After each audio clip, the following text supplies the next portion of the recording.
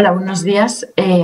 Bueno, me gustaría estar allí con vosotros, pero sí, desgraciadamente tengo que hacer esta intervención desde mi casa. Me sumo al agradecimiento de María José y Ricardo, de todos los que nos estáis acompañando virtualmente. Y bueno, en mi intervención me voy a centrar efectivamente en el nuevo posicionamiento que la Unión Europea ha tomado ante este cambio de contexto internacional marcado por la mayor competición y rivalidad sistémica. Vamos a seguir este índice donde comenzaremos repasando los principales acontecimientos que ha marcado el proceso de construcción europea en los últimos 10 años. Veremos cuáles han sido las medidas que la Unión Europea está tomando antes de la llegada del COVID para recuperar esa autonomía estratégica. Seguiremos con cuál es el papel que ocupa actualmente la Unión Europea en las relaciones internacionales. Analizaremos cuál ha sido la respuesta que ha dado a la actual crisis en la que nos encontramos. Y, por último, concluiremos viendo cuáles son los desafíos que aún están presentes y que Bruselas ha de abordar en los próximos años. Bien, en el 2020 la Unión Europea, como el resto del mundo, hizo frente a la mayor crisis desde su concepción, hace ahora 70 años. Pero esta situación no es nueva para el bloque europeo, ya que desde hace algo más de una década ha vivido prácticamente en una crisis permanente. Lo más paradigmático de la Unión Europea es que precisamente utiliza los momentos de crisis como motor de avance. Entonces, vemos cómo en el año 2005 el rechazo a la Constitución Europea por parte de Francia y Holanda alumbró el Tratado de Lisboa, que lo que hacía era, pues, mejoraba la rendición de cuentas y la transparencia de las instituciones. En 2010, el inicio de la crisis de deuda soberana dio lugar a una mayor supervisión fiscal y una mayor coordinación con la creación del semestre europeo, por ejemplo, la creación del MEDE, y además dotó al Banco Central Europeo de una serie de instrumentos que finalmente terminaron salvando la moneda única. En 2015 cambia un poco el escenario, ya que veníamos de una serie de una crisis bastante profunda donde había aumentado mucho el descontento social y eso coincidió con la crisis de los refugiados. Ambos aspectos fueron el caldo de cultivo estupendo para que se propagasen las ideas euroescépticas y cada vez los partidos con un discurso más nacionalista ganaron más adeptos. En 2016, el voto favorable del Brexit fue quizás el mayor ejemplo de desafección con el proyecto europeo. Pero es que no olvidemos que en 2017 se dudaba acerca del ascenso al poder de los partidos euroescépticos en países como Alemania, como Francia, Países Bajos o Italia, donde finalmente consiguieron gobernar, ¿no? En esos momentos había un claro mensaje que la ciudadanía le estaba mandando a las instituciones europeas, que es que no se quería seguir progresando, no se quería más Europa. Mientras la Unión Europea estaba inmersa en este replanteamiento interno, en el terreno internacional se producían una serie de cambios, con el ascenso silencioso de China o el desafío militar que planteaba Rusia en Ucrania. Pero es que también llegó Donald Trump a la Casa Blanca y renunció a seguir defendiendo los valores que tradicionalmente habían regido en las relaciones internacionales, como son el multilateralismo, el libre comercio o el respeto a una serie de normas comunes, ¿no? La Unión Europea se quedaba sola como defensora de un orden global que había estado vigente desde el fin de la Segunda Guerra Mundial. Y de pronto se vio vulnerable porque era dependiente desde el punto de vista militar de la OTAN, era dependiente energéticamente porque no tenía de Rusia y era dependiente económicamente porque había basado su existencia en la creación de esos vínculos y dando por hecho que los valores que estaban en su concepción, como son el multilateralismo, la defensa del medio ambiente, o la cooperación entre los Estados iban a regir durante el resto de los años, ¿no? Entonces se marcó un objetivo, que era precisamente recuperar la autonomía estratégica, que consistía en reducir esta dependencia que la Unión Europea tenía de los diferentes actores internacionales. Esta recuperación de la autonomía estratégica es un concepto que sí que se aplicaba tradicionalmente en el campo de la defensa o de la política exterior, pero se trataba de ampliarlo a otras esferas, tanto a la esfera económica comercial como a la tecnológica o la industrial, que son los nuevos espacios donde actualmente vemos que se disputan el poder internacional, ¿no? En el terreno militar, antes de la llegada del COVID, se había producido un replanteamiento a nivel europeo por el cuestionamiento que Donald Trump tenía de la OTAN, que se dudaba que fuese a continuar apoyando a la organización transatlántica. Y además, la salida de Reino Unido del bloque europeo también había facilitado que se mejorase la cooperación en el terreno defensivo a nivel europeo. Entonces vemos, por ejemplo, cómo en el año 2019 se alcanzó un máximo histórico de gasto en defensa, hasta los 186.000 millones de euros, que supone una cifra 3 veces superior a lo que gasta Rusia. Es algo que nos sorprende porque normalmente se tiene a Rusia como una potencia militar, mientras que la Unión Europea realmente gasta bastante más.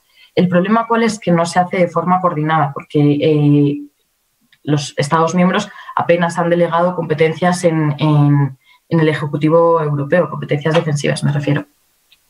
Y al no hacerse de forma coordinada se favorece la aparición de duplicidades y no se aprovechan las economías de escala que otros países, como Rusia, por ejemplo, sí que pueden aprovechar de una forma más eficiente. Además, también se estaban impulsando otra serie de iniciativas a nivel de cooperación europeo. Me gustaría destacar, entre todas ellas, la creación de la cooperación estructurada permanente, la PESCO, que consiste en una cooperación voluntaria. Los distintos Estados miembros pueden decidir voluntariamente si participan o no en las distintas actuaciones. Actualmente hay 46 proyectos vigentes y cada uno de los Estados miembros puede ocupar el rol de coordinador, de líder, de observador o hacer una función de apoyo. Y abarcan un amplio espectro de actuaciones, como puede ser la construcción de artillería conjunta o misiones de supervisión, ¿no? Lo que sin duda va a facilitar que en el futuro se pueda haber una mayor coordinación entre los distintos Estados miembros en el terreno militar y defensivo. En el ámbito económico-comercial, el Ejecutivo Europeo se marcó el objetivo de fortalecer el papel del euro como moneda de cambio. En los últimos años, la llegada de Donald Trump a la Casa Blanca y las amenazas de limitar el uso del dólar a distintos actores internacionales como Rusia o China, sí que había favorecido que hubiese una mayor utilización del euro. Sin embargo, vemos que todavía se sitúa por debajo de su cuota de mercado frente al dólar. Además, también se estaban desarrollando una serie de instrumentos defensivos de política comercial, como es el Reglamento Europeo sobre el control de las inversiones, que ya está en vigor y que lo que hace es un mayor escrutinio del capital que va a llegar a las empresas europeas. El objetivo que tiene la Unión Europea es que países que no tienen un grado de apertura tan elevado como sí que lo tiene la Unión Europea se aprovechen de esta situación, ¿no?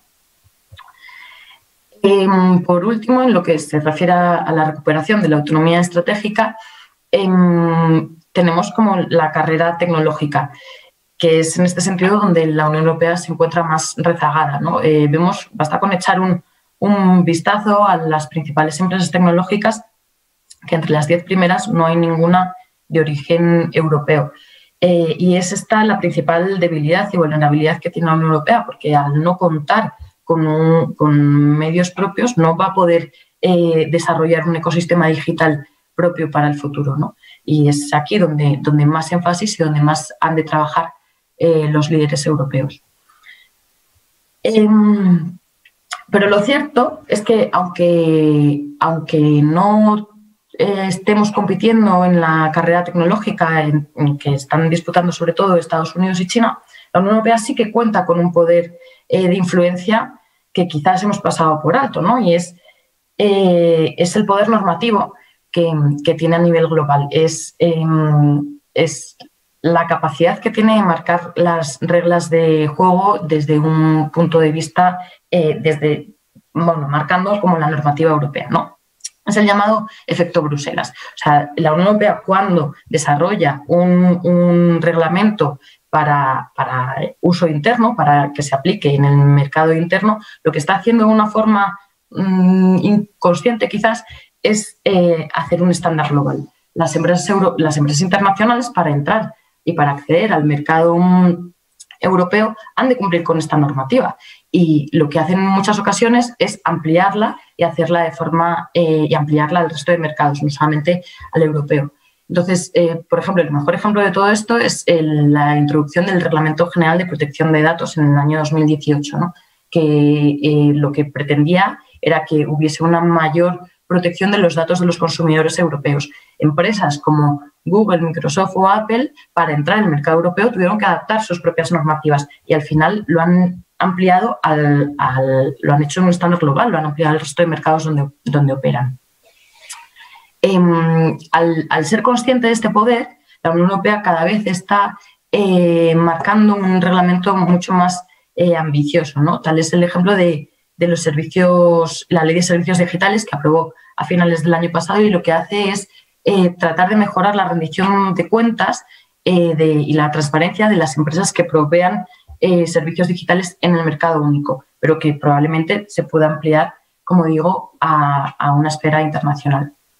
Y además no olvidemos que en ese intento de seguir preservando y de seguir cuidando de los problemas y seguir luchando contra los problemas que nos afectan desde una perspectiva global, la Unión Europea fue la primera potencia que se marcó el objetivo de alcanzar la neutralidad climática en el año 2050, que es un objetivo que actualmente están tomando otras potencias como Estados Unidos el pasado mes de abril, ¿no? Pero no pensemos que es como que el tener unos objetivos más ambiciosos o el ser mucho más estricto regulatoriamente puede ir en contra de los propios intereses de la Unión, sino que más bien al contrario, porque, por ejemplo, si finalmente la Unión Europea alcanza esa neutralidad climática en el año 2050, no solamente estará luchando contra el cambio climático, sino que estará reduciendo esa dependencia energética que tiene de los factores externos, con lo cual los objetivos de alcanzar esta neutralidad climática, de reducir las emisiones a cero en el año 2050, también pueden ser utilizados como un potente instrumento de política exterior. O sea, al final, el Pacto Verde Europeo será no solamente fomentará una potenciación de las energías verdes, sino que recuperará la autonomía energética y estratégica para el bloque europeo. En este contexto en el que la Unión Europea estaba tratando de encontrar su camino propio y emancipándose y rompiendo las dependencias que podía tener con el resto de actores internacionales, es en el que China comienza a reportar los primeros casos del virus COVID-19. Pese a que inicialmente la respuesta de la Unión Europea fue bastante caótica, ¿no? Recordemos que se pusieron barreras al comercio dentro del mercado único, el mercado único se rompió. Una vez se superó el shock inicial, digamos que la respuesta ha sido relativamente aceptable. De hecho, por ejemplo, destacamos aquí los distintos instrumentos que se han desplegado. Destaca el programa de compras de emergencia para la pandemia que ha desplegado el Banco Central Europeo, que actualmente alcanza los 1,85 billones de euros, pero también se ha financiado el SURE, que lo que hace es financiar los programas de cese de desempleo temporal, los ERTEs en España. Se flexibilizaron las reglas europeas, como por ejemplo lo que se concibe o no como ayuda de Estado, y se activó la cláusula de escape del Pacto de Estabilidad y Crecimiento, que permitía sobrepasar los niveles de déficit y de deuda que marcaba el Tratado de Maastricht. Por último, el Banco Europeo de Inversiones también desplegó importantes líneas de crédito a las empresas para que se pudiese contar con financiación y no tuviesen problemas de liquidez. Pero sin duda quizás la mayor respuesta o lo más reseñable de la respuesta que ha dado la Unión Europea está en el programa Next Generation EU que se negoció hace ahora un año. Este paquete forma parte del marco financiero plurianual, el presupuesto que cada 7 años se elabora la Unión Europea, y está formado por 750.000 millones de euros, de los cuales una parte son subvenciones y otra parte está formada por préstamos. La Unión Europea, para financiar este paquete, se va a endeudar en nombre de todos los Estados y ya comenzó a realizar esas emisiones que se van a extender hasta el año 2026. Y el objetivo es que el presupuesto, el 50% del presupuesto, se utilice, se emplee para abordar los retos que tienen por delante, ¿no? Que es el reto sobre todo de la digitalización y de la transición ecológica. Haciendo una valoración de cómo ha sido esta actuación, el Next Generation EU supone un salto adelante en la arquitectura y en la construcción de la Unión Europea, no solo porque, primero, se recupera uno de los valores que tradicionalmente se habían echado en falta en los últimos años, como es la solidaridad europea, pero es que además potencia el desarrollo económico, el desarrollo industrial propio del bloque europeo, ¿no? Porque va a fomentar las colaboraciones público-privadas y va a fomentar el desarrollo empresarial interno. Pero además tiene un tercer objetivo, que es que se refuerza la utilización del euro como moneda de cambio internacional. Y por último, en esta valoración me gustaría destacar que la percepción de la ciudadanía europea se ha mejorado tras la actuación de la Unión Europea. Es decir, el bloque europeo sale reforzado de la crisis del COVID, que quizás es el mayor logro que han podido tener los líderes europeos, ¿no? Que ahora la propia ciudadanía sí que quiere más Europa. Aunque el Next Generation EU es una muy buena noticia y es algo a celebrar, no hay que ser tan triunfalista, ¿no? Porque los desafíos siguen ahí. Sigue habiendo muchas fracturas entre los deudores y los acreedores dentro de la Unión Europea. De hecho, se han agravado ya que el COVID se ha cebado con las economías que presentaban unos cuadros fiscales peores. Además, sigue habiendo enormes deficiencias en la arquitectura de la Unión Económica y Monetaria.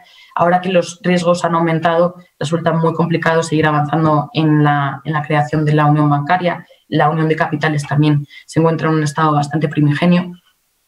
Vemos cómo, pese a que ha habido un importante esfuerzo fiscal por parte de Bruselas, la recuperación económica, en comparación con otros bloques como es Estados Unidos o China, va a ser más lenta, de acuerdo con los últimos datos de los primeros trimestres del 2021. Y además, no olvidemos que se sigue teniendo una enorme dependencia tecnológica externa que, vamos, es la mayor de las vulnerabilidades y las deficiencias que tiene actualmente la Unión Europea.